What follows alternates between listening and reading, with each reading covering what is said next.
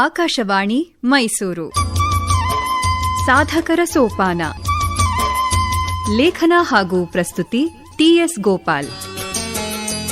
ಪ್ರಾಯೋಜಕರು ಸಹಬಾಳ್ವೆ, ಬೆಂಗಳೂರು. ಮೈಸೂರು ಸಮೀಪದ ಹಾರೋಹಳ್ಳಿ ಎಂಬ ಗ್ರಾಮದ ಕಡು ಬಡವ ಕುಟುಂಬದಿಂದ ಬಂದ ಹುಡುಗನೊಬ್ಬ ರಾಗಿ ಬೆಳೆಗೆ ಸಂಬಂಧಿಸಿದ ಅಧ್ಯಯನಕ್ಕೆ ತನ್ನ ಜೀವನವನ್ನೇ ಮುಡಿಪಾಗಿಟ್ಟ ಅಪೂರ್ವ ಕಥೆ ಇಂದಿನ ಬಹುಜನರಿಗೆ ತಿಳಿದಿರಲಿಕ್ಕಿಲ್ಲ.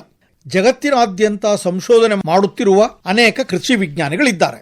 ಇಂಥ ಒಬ್ಬ ವಿಜ್ಞಾನಿಯ ಹೆಸರನ್ನು ಆತನ ಬದುಕಿನ ಅವಿನಾಭಾಗವಾಗಿದ್ದ ಧಾನ್ಯವೊಂದರ ಮೂಲಕವೇ ಗುರುತಿಸುವುದು ಎಂದರೆ ಅದೊಂದು ಅತ್ಯಪೂರ್ವ ಮಾನ್ಯತೆಯೇ ಸರಿ.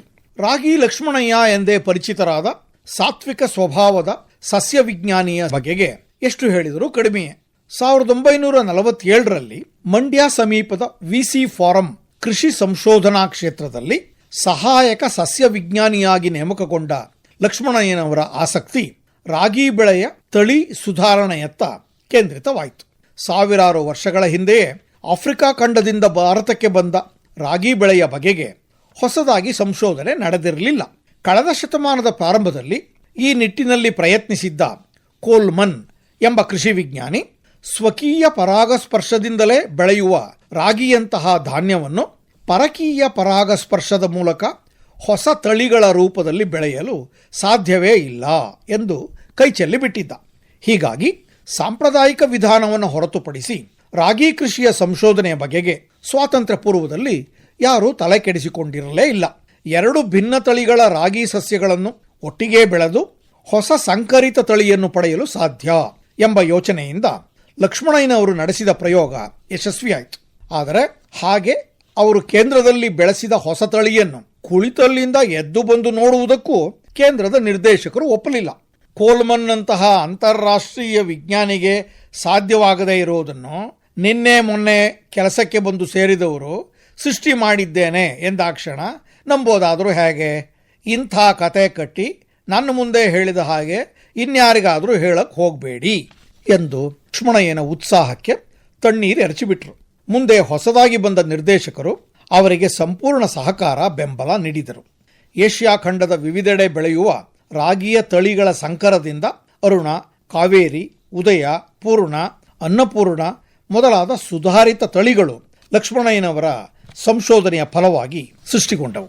ಹೆಚ್ಚಿನ ಇಳುವರಿ ಅಲ್ಲದೆ ಆರೋಗ್ಯಪೂರ್ಣವೂ ಆಯಾ ಹಂಗಾಮಿಗೆ ಸೂಕ್ತವೂ ಆದ ರಾಗಿ ತಳಿಯನ್ನು ಬೆಳೆಸುವುದು ಅವರಿಂದ ಸಾಧ್ಯವಾಯಿತು. ಲಕ್ಷ್ಮಣಯ್ಯ ಕೃಷಿಕ ಸಮಾಜದ ಗೌರವಾದರಗಳಿಗೆ ಪಾತ್ರರಾಗಲು ತಡವಾಗಲಿಲ್ಲ. ಇದೀಗ ಲಕ್ಷ್ಮಣಯ್ಯನವರ ಯೋಗ್ಯತೆ ಇಲಾಖೆಗೂ ಮನವರಿಕೆ ಆಯಿತು. ತಮಗೆ ಗೆಜೆಟೆಡ್ ಹುದ್ದೆಗೆ ಬಡ್ತಿ ನೀಡಿ ಕಾಳುಮೆಣಸಿನ ಸಂಶೋಧನೆಗೆ ಹೋಗುವಂತೆ ಸರ್ಕಾರ ನೀಡಿದ ಆದೇಶವನ್ನು ಲಕ್ಷ್ಮಣಯ್ಯ ಒಪ್ಪಿಕೊಳ್ಳಲಿಲ್ಲ. ಫೆಲೋಶಿಪ್ ನೀಡಿ ಇಂಗ್ಲೆಂಡಿಗೆ ಹೋಗಿ ಉನ್ನತ ವ್ಯಾಸಂಗ ಮಾಡಿಕೊಂಡು ಬರುವಂತೆ ಇಲಾಖೆ ನೀಡಿದ ಅವಕಾಶವನ್ನು ಅವರು ನಿರಾಕರಿಸಿಬಿಟ್ರು. ಕೃಷಿ ನಿರ್ದೇಶಕರೇ ಅವರನ್ನು ಕರೆಸಿ ಪ್ರತಿಭಾವಂತರಾದ ಲಕ್ಷ್ಮಣಯ್ಯ ಮುಂದೆ ಇಲಾಖೆಯ ನಿರ್ದೇಶಕರು ಆಗಬಹುದು, ಅದಕ್ಕಾಗಿ ಉನ್ನತ ವ್ಯಾಸಂಗ ಮಾಡಿ ಬರುವುದು ಅಗತ್ಯ ಎಂದು ಸಲಹೆ ಕೊಟ್ಟಾಗ ಲಕ್ಷ್ಮಣಯ್ಯ ಇಂಗ್ಲೆಂಡಿನಲ್ಲಿ ರಾಗಿ ಬೆಳೆಯುತ್ತದೆಯೇ ಎಂದು ಅವರನ್ನು ಕೇಳಿದರು. ಇಲ್ಲ ಎಂದಾಗ ಅಂಥ ದೇಶಕ್ಕೆ ಹೋಗಲು ತನಗೆ ಇಷ್ಟವಿಲ್ಲ ಎಂದು ಬಿಟ್ರು. ಇದುವರೆಗೆ ತಾವು ಕಲೆ ಹಾಕಿರುವ ರಾಗಿಯ ತಳಿಗಳ ಸಂಶೋಧನೆಯನ್ನು ಮುಂದುವರಿಸದೆ ಬೇರೆಲ್ಲೋ ಹೋಗಿ ಕುಳಿತರೆ ತಮ್ಮ ಸಂಶೋಧನೆಯೆಲ್ಲ ಮಣ್ಣು ಪಾಲಾಗುತ್ತದೆ ಎಂದು ಬಿಟ್ರು. ಹಿರಿಯ ಸಸ್ಯ ವಿಜ್ಞಾನಿಯಾಗಿ ಬಡ್ತಿ ಪಡೆದು ಕೃಷಿ ವಿಶ್ವವಿದ್ಯಾನಿಲಯದ ರಾಗಿ ತಜ್ಞರಾಗಿ ತಮ್ಮ ಸೇವೆಯನ್ನು ಮುಂದುವರಿಸಿದ ಲಕ್ಷ್ಮಣಯ್ಯ ಆಫ್ರಿಕನ್ ತಳಿಗಳ ಸಂಕರದೊಡನೆ ರೂಪಿಸಿದ ಇಂಡಾಫ್ ಹೆಸರಿನ ಹೊಸ ತಳಿಗಳು ಸರ್ವಋತು ಬೆಳೆಯಾಗುವ ಜೊತೆಗೆ 2.5 ಪಟ್ಟು ಹೆಚ್ಚಿನ ಇಳುವರಿ ನೀಡುವ ಸಾಮರ್ಥ್ಯ ಪಡೆದಿದ್ದವು.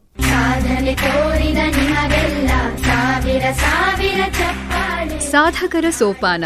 ಲೇಖನ ಹಾಗೂ ಪ್ರಸ್ತುತಿ ಟಿಎಸ್ ಗೋಪಾಲ್. ಪ್ರಾಯೋಜಕರು ಸಹಬಾಳ್ವೆ, ಬೆಂಗಳೂರು. ಬೆಂಗಳೂರಿನ ಸಹಬಾಳ್ವೆ ಸೇವಾ ಸಂಸ್ಥೆ ಗ್ರಾಮೀಣ ಸರ್ಕಾರಿ ಶಾಲೆ ಬಡ ಮಕ್ಕಳಿಗೆ ಉಚಿತವಾಗಿ ಮೌಲ್ಯಾಧಾರಿತ ಸಮಗ್ರ ಶಿಕ್ಷಣವನ್ನು ನೀಡುತ್ತಿದೆ. 2015ರಲ್ಲಿ ಎಸ್ ರಾಘವೇಂದ್ರ ಪ್ರಸಾದ್ ಅವರು ಸ್ಥಾಪಿಸಿದ ಸಹಬಾಳ್ವೆ ವಿವಿಧ ಜಿಲ್ಲೆಗಳಲ್ಲಿ ಜ್ಞಾನಯಜ್ಞ ಶೈಕ್ಷಣಿಕ ಕಾರ್ಯಕ್ರಮ ನಡೆಸುತ್ತಿದ್ದು, ಇದೀಗ ಮಧುಗಿರಿಯ ದೊಡ್ಡದಾಳವಟ್ಟ ಗ್ರಾಮದಲ್ಲೂ ಗುರುಕುಲವನ್ನು ಆರಂಭಿಸಿದೆ. ವಾರಾಂತ್ಯದ ಭೋಜನ ಸೇರಿದಂತೆ ಗ್ರಾಮೀಣ ಮಕ್ಕಳಿಗೆ ಶೈಕ್ಷಣಿಕ ಸೌಲಭ್ಯವನ್ನು ಒದಗಿಸುತ್ತಿರುವ ಸಹಬಾಳ್ವೆಯೊಡನೆ ಕೈಜೋಡಿಸಲು ಸಂಪರ್ಕಿಸಿ 9901963226. ಸಹಬಾಳ್ವೆ, ಬೆಂಗಳೂರು.